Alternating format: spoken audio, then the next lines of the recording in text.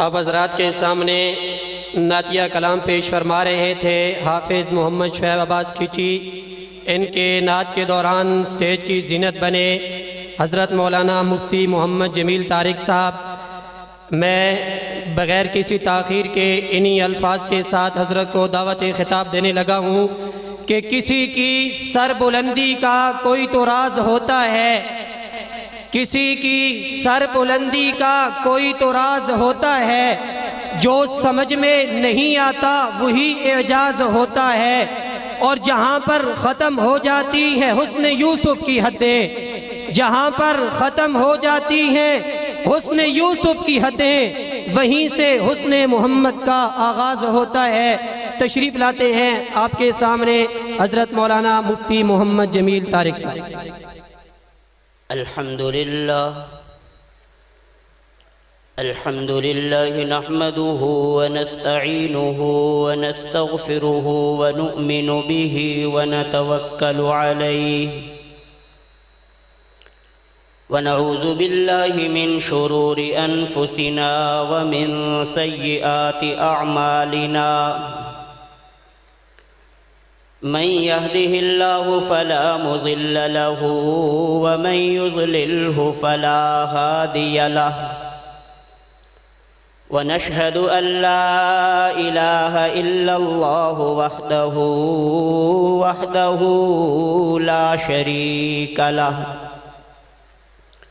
ونشهد أن سيدنا وسندنا ومولانا محمدًا عبده ورسوله أما بعد فأعوذ بالله من الشيطان الرجيم بسم الله الرحمن الرحيم وما آتاكم الرسول فخذوه وما نهاكم عنه فانتهوا رب زدني علما رب زدني علما رب زدني علما۔ سب سے پہلے مشیت کے انوار سے نقش روئے محمد بنایا گیا، پھر اسی نقش سے لے کے تابانیاں بزم کون و مکان کو سجایا گیا۔ وہ محمد بھی احمد بھی محمود بھی حسن مطلق کا شاہد بھی مشہود بھی، علم و حکمت میں وہ غیر محدود بھی، ظاہراً امیوں میں اٹھایا گیا۔ اور کس لیے حشر کا ڈر ہو قاسم مجھے، میرا مولا ہے وہ میرا آقا ہے وہ، جس کے قدموں میں جنت بچھائی گئی، جس کے ہاتھوں سے کوثر لٹایا گیا۔ یا رب صلی وسلم دائما ابدا علی حبیبک خیر الخلق کلہم۔ محبت و عقیدت سے بآواز بلند درود شریف پڑھ لیں۔ اللہم صلی علی محمد وعلی آل محمد کما صلیت علی ابراہیم وعلی آل ابراہیم انک حمید مجید۔ اللہم بارک علی محمد وعلی آل محمد کما بارکت علی ابراہیم وعلی آل ابراہیم انک حمید مجید۔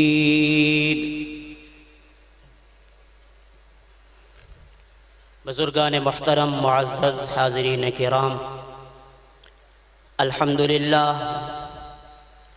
مبارک بابرکت سالانہ سنی کانفرنس جس میں ہم سب اس وقت شریک ہیں، دعا ہے اللہ تبارک و تعالی ہم سب کی حاضری قبول فرمائے۔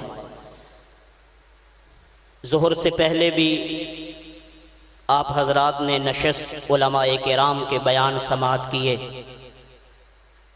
اور پھر ظہر کی نماز کے بعد دوسری نشست جس میں مقتدر علماء کرام جن کے بہت ہی علمی اور اصلاحی بیانات آپ حضرات سماعت کر چکے ہیں، اور انشاءاللہ ابھی عشاء کی نماز کے بعد نامور خطبہ، نامور علماء، مقتدر علماء انشاءاللہ آپ حضرات سے مخاطب ہوں گے۔ درمیان میں ان حضرات کے اپنے بھائیوں کے برادران کے حکم پہ صرف مختصر چند باتیں آپ حضرات سے کرنا چاہوں گا کہ الحمدللہ اللہ تبارک و تعالی نے ہمیں جن اکابر، جن بزرگوں سے، جن علماء سے جوڑا ہے، ہمیں اس بات پہ فخر بھی ہے کہ اہل حق، اہل سنت والجماعت حضرات علماء کرام، علماء دیوبند جن سے ہمارا تعلق ہے، ہماری نسبت ہے، سب کہیں الحمدللہ، اونچی آواز سے کہیں الحمدللہ۔ جو اس کو نعمت سمجھتے ہیں، خدا کی نعمت سمجھتے ہیں، وہ بلند آواز سے کہیں سبحان اللہ۔ یہ کوئی معمولی سعادت نہیں۔ میں خیر المدارس ملتان رہا ہوں، ہمارے استاد تھے مولانا عابد صاحب دامت برکاتہم، فرمایا کرتے تھے مجھے علماء دیوبند پہ اس قدر اعتماد ہے کہ اگر ایک جگہ مجھے یہ کہا جائے کہ آنکھیں بند کریں اور میں آنکھیں بند کر لوں اور ان حضرات کے پیچھے چلنا شروع کر دوں، ایک منزل پہ جا کے مجھے کہا جائے کہ آنکھیں کھولو، تو فرمایا کرتے تھے مجھے روز روشن کی طرح یقین ہے کہ جس منزل پہ جا کے ان حضرات کے پیچھے چلتے چلتے جس منزل پہ جا کے آنکھیں کھلوائی جائیں گی وہ منزل جنت ہوگی۔ اونچی آواز سے کہہ دیں سبحان اللہ۔ اور جیسے امیر شریعت سید عطا اللہ شاہ بخاری رحمۃ اللہ علیہ نے تاریخی جملہ ارشاد فرمایا تھا، فرمایا کہ یہ علماء دیوبند، ان کی جب تاریخ پڑھی جاتی ہے، حالات کا مطالعہ کیا جاتا ہے، تو یقیناً یہ لگتا ہے کہ صحابہ اکرام کا قافلہ جا رہا تھا، کچھ لوگ ان کے ساتھ جاتے جاتے پیچھے رہ گئے۔ تو جب یہ دیکھا جاتا ہے کہ ان حضرات کے حالات، قربانیاں، محنتیں، جد و جہد، علمی اور عملی مقام، تو بالکل اس بات کا یقین آ جاتا ہے کہ یہ صحابہ سے بچھڑا ہوا قافلہ ہے۔ سیرت اسی طرح، کردار اسی طرح، محنت اسی طرح، جد و جہد اسی طرح۔ تو میں مختصر چند باتیں آپ حضرات کو اس موضوع پر گوش گزار کرنا چاہوں گا کہ الحمدللہ ثم الحمدللہ، جہاں ہمارے اکابر، ہمارے بزرگ علماء دیوبند نے ہر محاذ پہ محنت کی، کوشش کی، قرآن پاک کی عربی میں تفاسیر لکھی، احادیث کی کتابوں کی شروحات عربی زبان میں تحریر فرمائیں۔ میں جس استاد کا شاگرد ہوں، حضرت مفتی سید عبد القدوس شاہ صاحب ترمذی دامت برکاتہم، ان کے دادا ہیں حضرت مفتی عبد الکریم گمتھلوی، یہ تھانہ بھون میں حضرت تھانوی کے ہاں مفتی تھے۔ لیکن ایک مرتبہ حضرت کا حج کا سفر ہوا، مدینہ منورہ میں حضرت کا قیام رہا، تو وہاں حضرت مدینہ منورہ کے علماء کو حدیث کی کتاب موطا امام مالک پڑھایا کرتے تھے۔ علماء جانتے ہیں حدیث کی مشہور کتاب ہے موطا امام مالک۔ حضرت وہاں مدینہ منورہ کے علماء کو تدریس فرماتے، یہ کتاب پڑھاتے، اس کتاب کا درس دیتے۔ تو ایک دن حضرت نے اپنے درس کے دوران، سبق کے دوران یہ سوال کیا کہ تم حنبلی ہو، ہم حنفی مسلک سے تعلق رکھتے ہیں، اور یہ کتاب ہمارے مسلک کی نہیں ہے بلکہ یہ کتاب جو ہے یہ تمہارے مسلک کی ہے، موطا امام مالک۔ تو تم جو ہمارے سبق میں شریک ہوتے ہو، حدیث پڑھتے ہو، ہمارے سامنے بیٹھتے ہو، تمہیں کوئی فائدہ بھی ہوتا ہے؟ تو مدینہ منورہ کے علماء کرام نے یہ جواب دیا، فرمانے لگے کہ ہم اگرچہ مدینہ منورہ میں رہتے ہیں اور عالم بھی ہیں، ہم نے یہ کتابیں پڑھی بھی ہیں، اور یہ کتاب جس کا آپ درس دیتے ہیں یہ ہمارے مسلک کی کتاب ہے، حنفی مسلک کی نہیں ہے، لیکن فرمانے لگے کہ حدیث کی جو شرح دیوبند کے علماء کرتے ہیں وہ ہم مدینہ کے علماء نہیں کر سکتے۔ حدیث کی جو شرح دیوبند کے علماء کرام فرماتے ہیں وہ شرح حدیث کی ہم نہیں کر سکتے۔ تو اللہ تبارک و تعالی نے اس خطہ ارضی کو اس قدر نوازا، اور تقسیم سے پہلے بر صغیر یہ وہ مبارک جگہ ہے، وہ مبارک خطہ ہے جناب حضرت آدم علیہ السلام جو سب سے پہلے انسان بھی ہیں، سب سے پہلے نبی بھی ہیں، ابو البشر جناب حضرت آدم علیہ السلام۔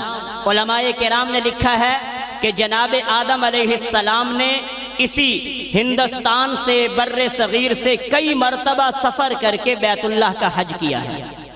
یہاں سے سفر کرتے اور بیت اللہ شریف کا جا کے حج کرتے، اور پھر اس خطہ ارضی کو اللہ تبارک و تعالیٰ نے اس قدر نوازا کہ تقریباً 1000 سال تک اس پر مسلمان حکمران رہے، اسلام کا پرچم لہراتا رہا، اسلام کا جھنڈا لہراتا رہا۔ پھر ہماری بدعمالیاں، ہماری بدبختی ہم پر غالب آئی، حالانکہ ایسے ایسے نیک حکمران اور بادشاہ بھی یہاں گزرے ہیں، اورنگزیب عالمگیر جیسے، جن کی زندگی میں کبھی تہجد قضا نہ ہوئی۔ بادشاہ ہے، وقت کا حکمران ہے، لیکن زندگی میں تہجد قضا نہیں، اور ٹوپیاں بنا کے گزارا کرتا ہے۔ فتاوی عالمگیریہ علماء کرام جانتے ہیں، فتوے کی کتاب ہے، یہ اس نے اپنی نگرانی میں بیٹھ کے علماء کرام سے فتاوی لکھوائے۔ دن میں علماء کرام بیٹھ کے فتویٰ لکھتے، رات کو یہ خود اس کی نظر ثانی کرتا اور کئی مرتبہ مسائل میں اشکال پیدا کرتا، علماء کرام سے بحث کرتا۔ جہاں قرآن پاک کا حافظ تھا، وہاں قرآن پاک کا بہت بڑا عالم بھی تھا۔ ان کے استاذ ہیں ملا جیون، سب کہیں رحمت اللہ علیہ، ولیوں کو ماننے والے بولیں گے رحمت اللہ علیہ۔ ابھی میں یہاں اسٹیج پہ آیا تو ہمارے کئی حضرات، ہمارے دوست فرمائش کر رہے تھے، چلو میں فرمائش بھی اسی مناسبت سے پوری کر دیتا ہوں۔ سب کہیں ولیوں کو ماننے والے، ولیوں سے محبت کرنے والے کہیں سبحان اللہ۔ ہم الحمدللہ اہل سنت والجماعت علماء دیوبند سے تعلق رکھنے والے جو لوگ ہیں، ہم ولیوں کو بھی مانتے ہیں، ولیوں کی بھی۔ جو یہ عقیدہ رکھتا ہے، یہ عمل کرتا ہے، وہ میرے ساتھ بولے گا، ہم ولیوں کو بھی مانتے ہیں، ولیوں کی بھی۔ ہم تو کہتے ہیں کوئی پیر بنا بے پیر نہ مر، کوئی پیر بنا بے پیر نہ مر، کوئی پیر بنا بے پیر نہ مر، کسی علم والے دادا من پھڑے، کوئی پیر بنا بے پیر نہ مر، کوئی پیر بنا بے پیر نہ مر، کسی علم والے دادا من پھڑ، بے علم دے ہاتھ نہ دھر، بے علم دے ہاتھ نہ دھر، بے علم دے ہاتھ نہ دھر، کسی علم والے دادا من پھڑے، کوئی پیر بنا بے پیر نہ مر، اور پیر دے پتر نو پیر نہ جانی، نبی دی سنت دے نال سیانی۔ سنی کانفرنس میں آنے والا اس عقیدہ پہ، اس نظریہ پہ اگر خوش بیٹھا ہے، بلند آواز سے کہے گا سبحان اللہ۔ آپ کی یہ کانفرنس بھی سنی کانفرنس ہے، اسی مناسبت سے میں شعر پڑھنے لگا ہوں۔ پیر دے پتر نو پیر نہ جانی، پیر دے پتر نو پیر نہ جانی، نبی دی سنت دے نال سیانی، نبی دی سنت دے نال سیانی، پیر نو در در حق تے من کے، پیر نو در در حق تے من کے، تو پیر دے در تو جھولیاں بھر، پیر نو در در حق تے من کے، تو پیر دے در تو جھولیاں بھر، کوئی پیر بنا بے پیر نہ مر، کوئی پیر بنا بے پیر نہ مر، کسی علم والے دادا من پھڑ۔ جناب حضرت ملا جیون رحمت اللہ علیہ اورنگزیب عالمگیر کے استاد ہیں، انتقال فرما گئے، جنازہ تیار کیا گیا، کفن پہنایا گیا، جنازہ لا کے جنازہ گاہ میں رکھا گیا، اب وصیت نامہ پڑھ کے سنایا گیا۔ حضرت ملا جیون رحمت اللہ علیہ وصیت کر کے گئے ہیں، میرا نماز جنازہ وہ بندہ پڑھائے گا جس کی زندگی میں کبھی تہجد قضا نہ ہوئی ہو، میرا نماز جنازہ وہ بندہ پڑھائے گا جس کی غیر محرم عورت پہ ساری زندگی میں بالغ ہونے کے بعد کبھی نظر نہ پڑی ہو۔ وصیت نامہ بار بار پڑھ کے سنایا جا رہا ہے۔ ہے، علماء موجود ہیں، محدثین موجود ہیں، مفسرین موجود ہیں، بڑے بڑے نیک لوگ بھی موجود ہیں، جنازہ پڑھانے کے لیے آگے کوئی نہیں آ رہا۔ بالآخر عصر کی نماز کا ٹائم قریب ہو گیا، جب دوبارہ وصیت نامہ پڑھ کے سنایا گیا، وقت کا حکمران ہے، وقت کا بادشاہ، صفیں چیرتا ہوا آگے آ گیا۔ اپنے استاد جناب حضرت ملا جیون رحمت اللہ علیہ ان کے چہرے سے کپڑا ہٹایا، کپڑا ہٹا کے کہنے لگے استاد جی میں تو یہ سمجھتا تھا کہ میرا یہ راز کہ میری زندگی میں بالغ ہونے کے بعد کبھی تہجد قضا نہ ہوئی، یہ میرا راز کسی کے سامنے فاش نہیں ہوگا، میرا راز ظاہر نہیں ہوگا، لیکن اللہ آپ کو جزائے خیر عطا فرمائے، آپ تو دنیا سے چلے گئے لیکن میرا راز فاش کر کے چلے گئے۔ پھر صفیں بنوائیں اور صفیں بنوا کے فرمانے لگے، فرمایا اللہ میرے استاد کو جزائے خیر عطا فرمائے، دنیا سے جاتے ہوئے میرا راز فاش کر کے چلے گئے، میں اگرچہ وقت کا حکمران ہوں، وقت کا بادشاہ ہوں، لیکن آج تک الحمدللہ بالغ ہونے کے بعد میری نماز تہجد قضا نہیں، آج تک نماز تہجد قضا نہیں، اور بالغ ہونے کے بعد آج تک نامحرم غیر محرم عورت کے چہرے پہ میری نظر نہ پڑی۔ پھر اپنے استاد کا جنازہ پڑھایا۔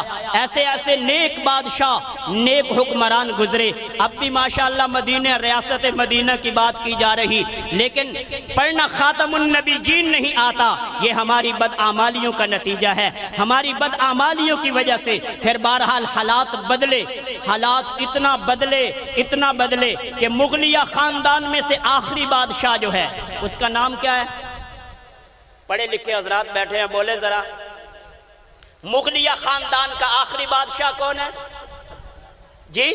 بہادر شاہ ظفر، جس نے آخری عمر میں خود کہا کتنا ہے بد نصیب ظفر قبر کے لیے، کتنا ہے بد نصیب ظفر قبر کے لیے، 2 گز زمین نہ ملی کوے یار میں، جس کو علاقہ چھوڑنا پڑا، جلا وطن ہونا پڑا۔ یہ مسلمانوں کی بدعمالیاں، جیسے شاہ عبدالعزیز محدث دہلوی رحمت اللہ علیہ نے فرمایا، مسلمانوں کی بدعمالیوں کی وجہ سے نادر جیسے ان پر لوگ مسلط کیے گئے جنہوں نے قتل عام کیا، مسلمانوں کا قتل عام کیا گیا۔ لیکن میرے دوستوں اور بزرگوں، اور پھر وہی قرہ ارضی جہاں سے آدم علیہ السلام نے کئی مرتبہ جا کے بیت اللہ کا حج کیا، جہاں ایسے ایسے نیک حکمران اور بادشاہ جن کی نماز تہجد زندگی میں قضا نہ ہوئی، لیکن انگریز آگ لینے کے لیے آیا اور یہاں کا مالک بن بیٹھا۔ بالآخر تحریکیں چلتی رہیں، محنتیں کوششیں ہوتی رہیں، انگریز کو یہاں سے بستر بوریا ہمارے اکابر اور بزرگوں کی محنت کی برکت سے گول کرنا پڑا، یہاں سے نکلنا پڑا، یہاں سے جانا پڑا۔ لیکن انگریز کے یہاں سے جانے کے بعد اب 2 چیزیں تھیں، ایک تو یہ تھا کہ مسلمان اور غیر مسلم کافر مل کے جس کی اکثریت ہو اس کو بادشاہ بنائیں، حکمران بنائیں اور ان کے زیر سایہ اپنی زندگی بسر کریں، اور ایک یہ تھا کہ مسلمان الگ ریاست، الگ مملکت، الگ خطہ حاصل کریں اور وہاں پہ مسلمان آزادی سے دین اسلام پہ عمل کریں۔ پہلا جو نظریہ ہے اسے نظریہ متحدہ قومی نظریہ کہا جاتا ہے کہ مسلمان اور کافر اکٹھے رہیں گے اور جس کی اکثریت ہوگی ان میں سے کسی کو بادشاہ حکمران بنایا جائے گا۔ اور 2 جماعتیں اس وقت بڑی جو مین سیاسی جماعتیں کام کر رہی تھیں، کانگریس اور مسلم لیگ، لیکن حکیم الامت حضرت تھانوی رحمت اللہ علیہ نے جب تک مسلم لیگ کانگریس کے ساتھ رہی ساری زندگی کبھی کانگریس کی حمایت کا اعلان نہیں فرمایا۔ بالآخر سن 1928 میں، سن 1900 سارے بولیں، سن 1900، یہ بات میں اس لیے بڑی وضاحت سے کرنا چاہ رہا ہوں، پچھلے دنوں ایک پروگرام میں جانا ہوا، ایک مولوی صاحب بار بار سٹیج پہ کہہ رہے تھے مصور پاکستان، اور بعض جاہل تو یہاں تک کہہ دیتے ہیں خالق پاکستان، حالانکہ خالق کون ہے؟ بولو خالق کون ہے؟ کس سے مانگے کہاں جائے کس سے کہیں، اور دنیا میں حاجت روا کون ہے؟ سب کا داتا ہے تو، سب کو دیتا ہے تو، تیرے بندوں کا تیرے سوا کون ہے؟ انبیاء اولیاء اہل بیت نبی، تابعین و صحابہ پہ جب آ بنی، گر کے سجدے میں سب نے یہی عرض کی، تو نہیں ہے تو مشکل کشا کون ہے؟ تو خالق تو کون ہے بولو؟ سب بولے مل کے بلند آواز سے۔ لیکن یہ جو کہا جاتا ہے مصور پاکستان علامہ اقبال، آج میں تجھے بتا کے جاؤں، سنی کانفرنس میں آنے والا دوست اس بات کو ذہن نشین کرے، اپنے دل پہ لکھ کے لے جائے، یہ پکی بات ہے، ٹھکی بات ہے کہ مصور پاکستان کون ہے؟ علامہ عبد الماجد دریابادی رحمہ اللہ تعالی فرماتے ہیں، میں حضرت تھانوی کی خدمت میں موجود ہوں، سید حسین احمد مدنی رحمہ اللہ تعالی موجود ہیں، ان کے سامنے سب سے پہلے پاکستان کا تصور پیش کرنے والے سن 1928 میں، سن 1900 عبد الماجد دریابادی رحمت اللہ علیہ فرماتے ہیں، الہ آباد کا خطبہ بہت بعد کی باتیں ہیں، یہ تو سن 1930 میں علامہ اقبال نے پاکستان کا تصور، پاکستان کا تخیل پیش کیا، لیکن سن 1930 سے پہلے، سن 1900، سارے بلند آواز سے بولیں، سن 1900، اور اے جاٹلا والے آپ فیصلہ کر لوے آئے 3 پہلے ہوندہ یا 28 پہلے ہوندہ ہے؟ سارے بولو، شاکہ لے نہیں پاکہ لے بولو، 28 پہلے یا 3؟ جی سن 1930 میں علامہ اقبال نے الہ آباد میں خطبہ دیا ہے، لیکن اس سے 2 سال پہلے سن 1928 میں حضرت سید حسین احمد مدنی رحمہ اللہ تعالیٰ کے سامنے حکیم الامت مجدد ملت حضرت مولانا شاہ محمد اشرف علی تھانوی رحمہ اللہ تعالیٰ مصور پاکستان کا تصور پیش کر چکے ہیں۔ فرمایا دل یہ چاہتا ہے مسلمانوں کے لیے الگ ریاست ہو، الگ مملکت ہو، الگ خطہ ہو، جہاں مسلمان آزادی سے دین اسلام پہ عمل کر سکے۔ چنانچہ پھر بات چلتی رہی، علامہ اقبال نے 30 میں خطبہ دیا، اور پھر مسلم لیگ کانگریس سے الگ ہوئی، حضرت حکیم الامت تھانوی رحمت اللہ علیہ نے پھر مسلم لیگ کا کھل کے ساتھ دیا، حمایت کا اعلان کیا۔ بمبئی کے تاجروں نے جب قائد اعظم محمد علی جناح سے پوچھا، سن 1937 میں غالباً بمبئی کے تاجروں نے پوچھا، آپ کے ساتھ کوئی عالم نہیں ہے، آپ کو کسی عالم کی حمایت حاصل نہیں ہے؟ تو علامہ قائد اعظم محمد علی جناح نے کیا جواب دیا؟ کہنے لگے مجھے اس عالم دین کی حمایت حاصل ہے، میرے ساتھ وہ عالم دین ہے کہ بر صغیر کے تمام علماء کا علم ایک پلڑے میں رکھا جائے، اس عالم دین کا علم ایک پلڑے میں رکھا جائے، اس کا علم تمام علماء کے علوم پہ بھاری ہو جائے گا۔ پوچھا گیا وہ عالم کون ہے؟ فرمایا وہ ہے حکیم الامت مجدد ملت حضرت مولانا شاہ محمد بولو اشرف علی تھانوی رحمہ اللہ تعالی۔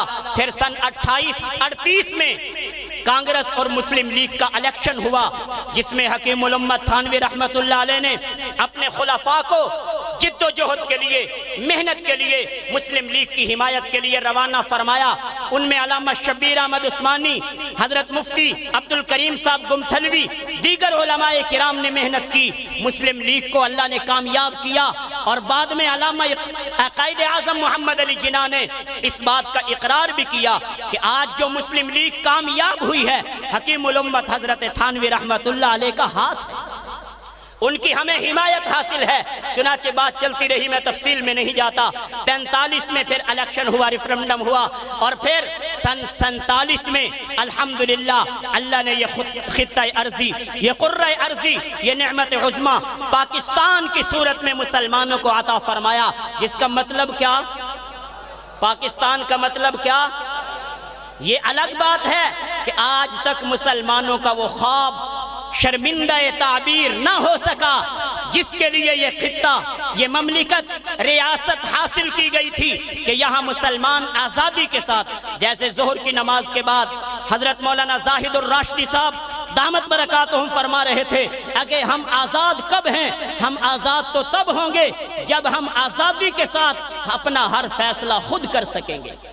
अभी तो हम आज़ाद नहीं हैं। बहरहाल यौम आज़ादी तो मनाया जाता है, खुशियाँ तो मनाई जाती हैं, झंडा तो लहराया जाता है, क्योंकि अकाबिर की मेहनत है, हमारे बुजुर्गों की मेहनत है। फिर इसी वजह से कराची के अंदर पाकिस्तान की सबसे पहली परचम कुशाई किसने की है बताओ जी, बुलंद आवाज से। हजरत मौलाना अल्लामा शबीर अहमद उस्मानी रहिमहुल्लाह ताला, कायद आज़म मोहम्मद अली जिन्ना खुद मौजूद है, लेकिन कराची में परचम कुशाई कौन कर रहे हैं? हजरत अल्लामा शबीर अहमद उस्मानी। और अल्हम्दुलिल्लाह ये मेरे परदादा उस्ताद हैं, मेरे परदादा उस्ताद बनते हैं। और इसी तरह ढाका के अंदर सबसे पहली परचम कुशाई पाकिस्तान की अल्लामा जफर अहमद उस्मानी रहिमहुल्लाह ताला ने, जिनके हाथों परचम कुशाई करवाई गई, ये हमारे परदादा पीर बनते हैं। पता चला हम न बे उस्तादे हैं न बे पीरे हैं, हम न बे उस्तादे हैं और ना बे पीरे हैं। तो हमारे पीरों ने परचम कुशाई की है, हमारे असातिज़ा ने परचम कुशाई की है। और झाटला के गयूर दोस्तों, सुन्नी कॉन्फ्रेंस में गिरदो नवा से आने वालों, आखिरी जुमला मेरा दिल पे लिख के ले जाओ। आज हुक्मरान बहाना बनाते हैं, ये सियासतदान बहाना बनाते हैं, जो उलमाए किराम शोर मचा रहे हैं कि इसमें इस्लाम नाफिज किया जाए, इस्लामी कानून नाफिज किया जाए। यहाँ तो जी मौलवी आपस में लड़ते हैं, बरेलवी अलग हैं, देवबंदी अलग हैं, शिया अलग हैं। हम कौन सा इस्लाम नाफिज करें? तो अल्लाह हमारे अकाबिर की कब्रों को नूर से भरे, अल्लाह उलमाए देवबंद को जज़ाए खैर अता फरमाए।